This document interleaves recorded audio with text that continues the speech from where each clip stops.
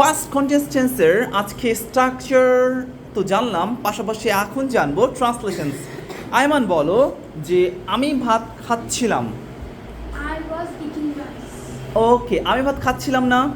I wasn't eating rice. আমি কি ভাত খাচ্ছিলাম? Was I eating rice? আমি কি ভাত খাচ্ছিলাম না।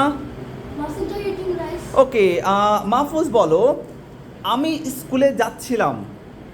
I was going to school. আমি স্কুলে যাচ্ছিলাম না। I I was wasn't going to school. আমি কি স্কুলে যাচ্ছিলাম? was I going to school? আমি কি স্কুলে যাচ্ছিলাম না।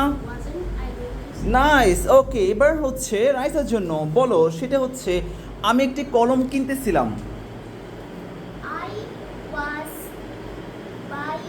Buying a pen. আমি কলমটি কিনতেছিলাম না। I wasn't buying a pen. আমি কি কলমটি কিনতেছিলাম? Was I buying a pen? আমি কি কলমটি কিনতেছিলাম না। Wasn't I buying a pen? এখন আমাকে রাইসা বলো পাস্ট কন্টিনিউয়াস স্ট্রাকচার কি যেন? Subject plus was where plus verb ing plus object. এবং এটা বাংলা চিহ্নের উপায়টা কি যেন? বাংলা ক্রিয়া শেষে তে ছিল তে ছিলাতে ছিলেন থাকবে। তাহলে বুঝবো যে এটা past continuous tense. Okay, thank you.